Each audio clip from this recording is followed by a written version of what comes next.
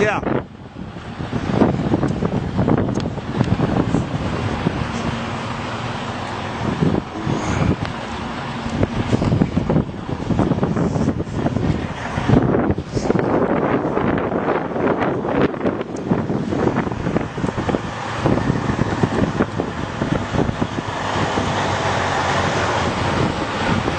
Goes all the way to Washington, D.C., huh? Goes all the way to Washington, D.C. I don't know. Yeah, you Homeland Security? No. Yeah. How far have you taken this down to, how far have you actually ran a load?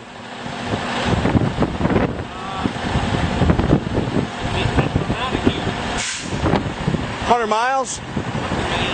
Up to Maine? No shit. How many miles do you think that is?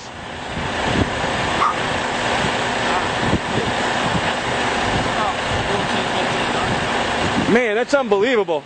Not to mention, I heard there's one that goes all the way to Colorado, right? Unbelievable. What do you think you're hauling? Any idea? Crap. Yeah, okay. Yeah. Crap makes all kinds of stuff. Yeah. You don't really know. Yeah. I know there's been a lot of military stuff being hauled around lately, that's for sure, huh? Yeah, we deliver to military. Gotcha. Gotcha. Yeah. Yeah. Yeah. Well, I appreciate I heard that's water supply, food supply, everything's in there. Huh? Yeah, unbelievable. But you don't get no cell phone for service. No. Peace, brother.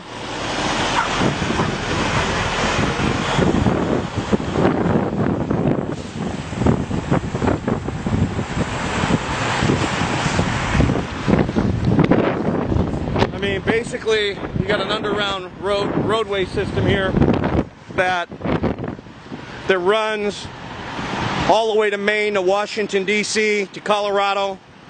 It's fully stocked. It runs completely underground. And you can see they've been hauling tons of military equipment. You know, they're stocking all these bases. Now, the other thing is the railroad system here is also very strategic. They're bringing in boxcar loads and they're dump shipping here, and they can really deliver to all these locations, which these locations go all the way to Area 51. These locations go all the way to Washington, D.C. There's access underneath the White House to this location, okay?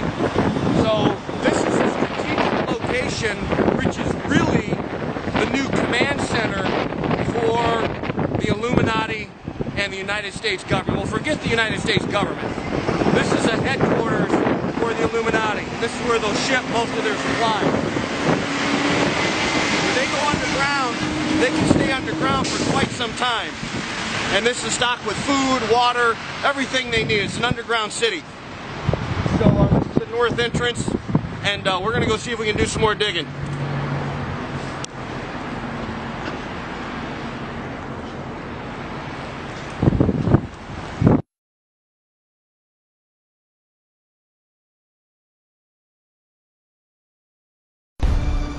Well, it would seem some very strange happenings are going on.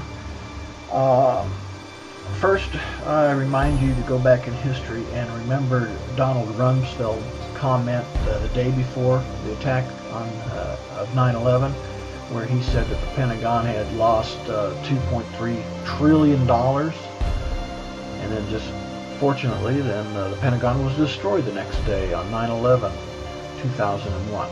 Well, I believe a lot of that money went to go to spending for certain operations for the CIA, FEMA, Homeland Security, and a lot of that was building underground military complex.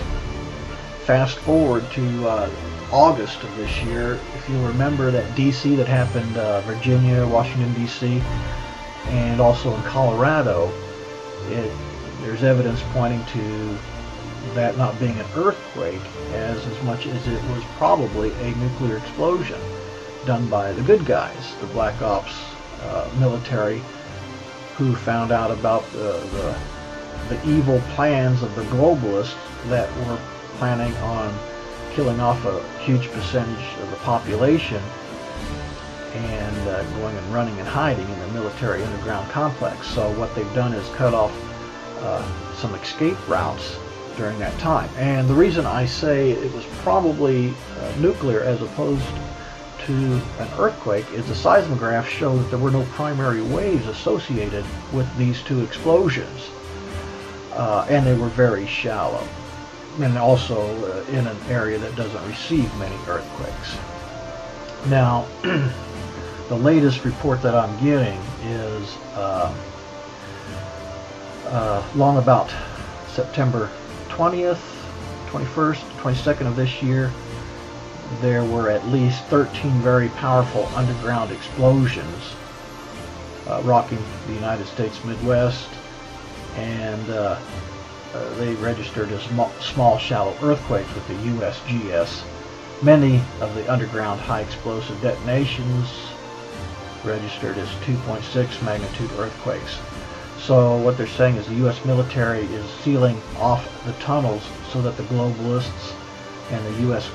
ghost government, i.e. the Federal Reserve bankers, FEMA, the DHS, CIA, they can't run and hide from what they're predicting to occur here long about September 27th, give or take a day or two of this year, here just real soon. Officers in the U.S. military didn't seem to be aware of Obama and the globalist plan converging on Denver for a DEFCON 1 meeting, meaning nuclear war imminent. A cocked pistol drill email was sent to the U.S. Air Force Office of Special Investigations on September 21st of 2011 to alert them to a planned false flag nuclear detonation on U.S. soil somewhere in the American Midwest.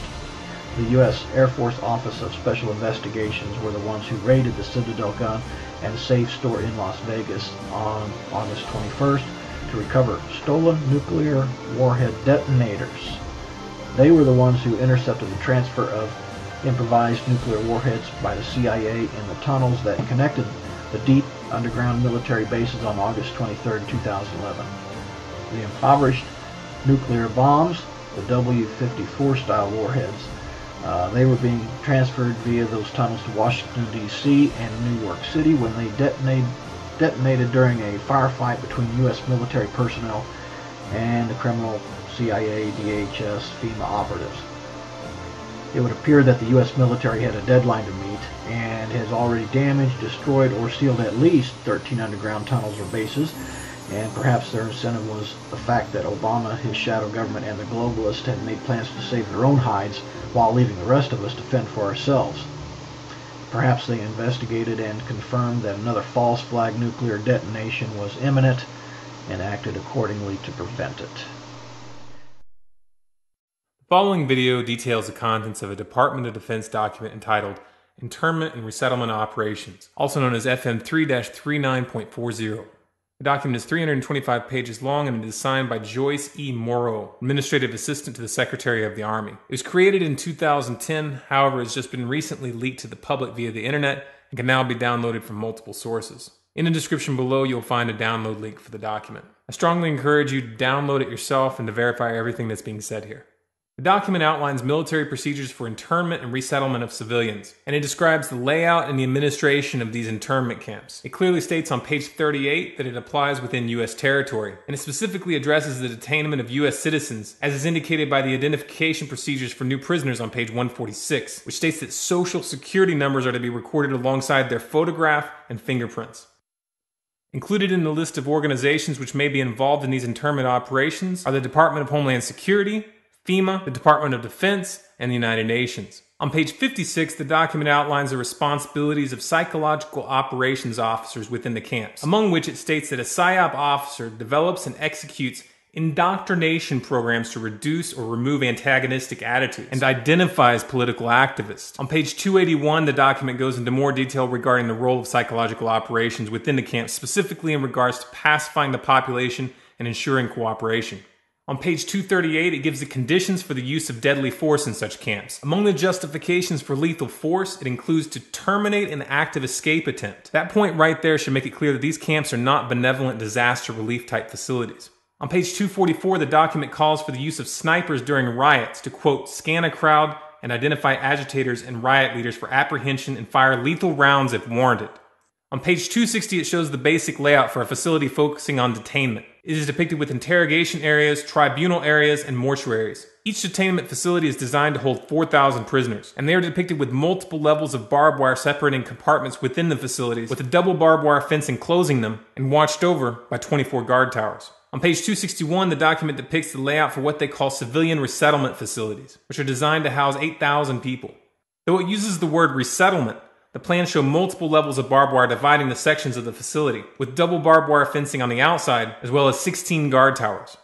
On page 262, the layout for facilities designed for what they call non-compliant prisoners is shown. These camps are designed to hold up to 300 prisoners, they have 3 interrogation centers, and are guarded by 13 guard towers. Now, if there's any question whether these plans are active or just theoretical, this should be settled by the fact that the U.S. Army has been running ads for job positions in these camps since 2009, and apparently, they're still hiring. Once again, if you look in the description, you'll find all the links you need to verify this information. It's important to note here that this document was created in 2010, which was under the Obama administration, and it predates the NDAA of 2012, which authorized military detainment of U.S. citizens. This clearly shows a long-term agenda at work. If you believe that this is important information for people to know about, then please share this video with as many people as you can. Share it on Facebook and on Twitter. Send it in emails to friends and family. Especially send it to anyone you know within the police and military. A smart strategy would be to download the PDF yourself and email it to people as an attachment with a link to this video so that they know how to navigate the document. If you want more content like this, be sure to subscribe to this channel, Storm Clouds Gathering on YouTube. For bonus content, follow us on Facebook, facebook.com/Storm Clouds Gathering, on Twitter at Collapse Updates, and our website, stormcloudsgathering.com.